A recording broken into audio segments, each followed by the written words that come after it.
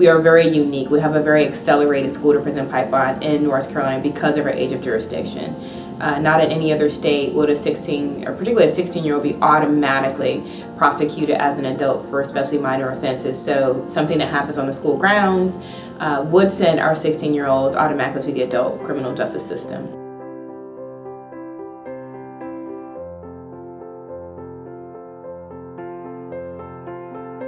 Because North Carolina remains one of only 2 states in the nation that continue, unfortunately, to automatically prosecute all 16 and 17-year-olds as adults, regardless of the offense. So we're like New York in that respect, and unlike 48 other states. Well, basically, the school to prison pipeline to me means just over-criminalizing school behavior. Things that, when I was in school, high school, even middle school, that, I got into fights, I did stupid stuff. I was never even suspended for it, maybe because they thought I was a good kid, but, I made a bad decision and I was put in a bad situation and you react. And so, to me, the school to prison pipeline means, basically criminalizing adolescent behavior. I've heard so many different stories. I think the one that is the most ridiculous to me as a kid, I think it was out in Gaston County, that was charged with larceny for stealing a 69-cent bag of Doritos from the lunchroom cafeteria.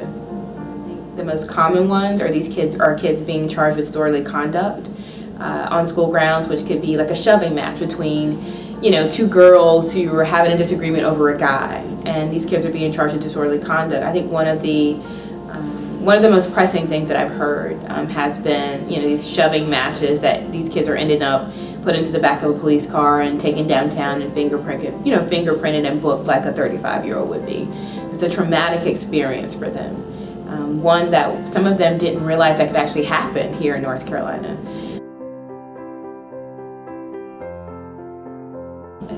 As this mug that I'm holding says, the consequences aren't minor. These kids are making impulsive decisions at young ages and not really realizing the ramifications of that, and our law doesn't allow any leeway for them to kind of learn from their mistakes, but instead charges them as they would any other adult.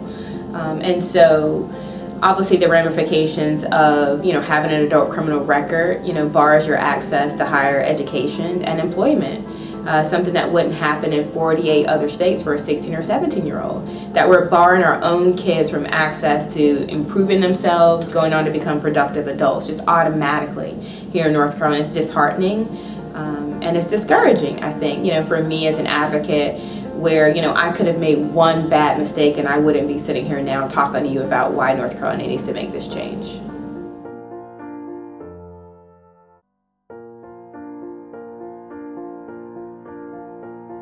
And I think there's a fear of young men of color, has been historically, right? And so I've heard stories of, people saying, oh, these kids are bigger, they're stronger, they're taller.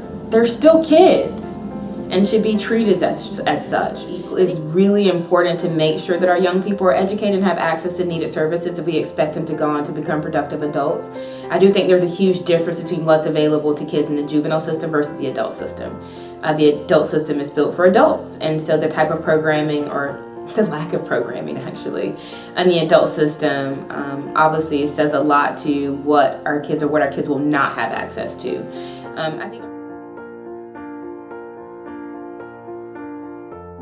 Judge Morey's program is a diversion program for 16 and 17-year-old misdemeanor offenders only, first-time offenders only as well. And it's a great model program, the first in the state of that magnitude, specifically targeting the population of 16 and 17-year-olds.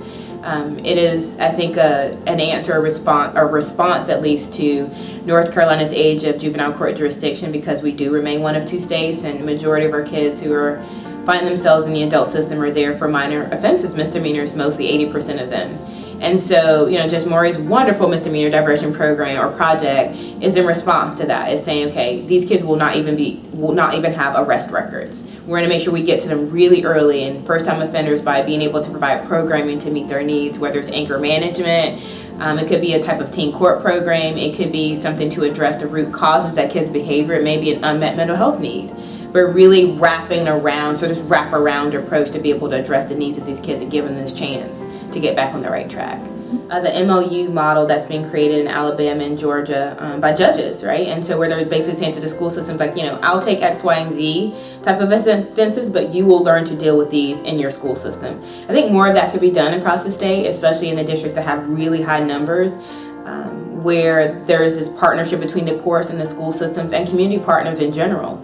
But I also think that there's an opportunity to think outside the box on some of these things. How do we bring in the business community to properly help to fund these diversion programs? A lot of them are funded by grants or funded by the state. How do we think outside the box to be able to add additional resources to those type of programming?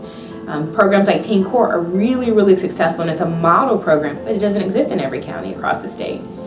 How do we expand and enhance what already is out there and what we already know is proven to work is what I think that the state needs to move more in direction of.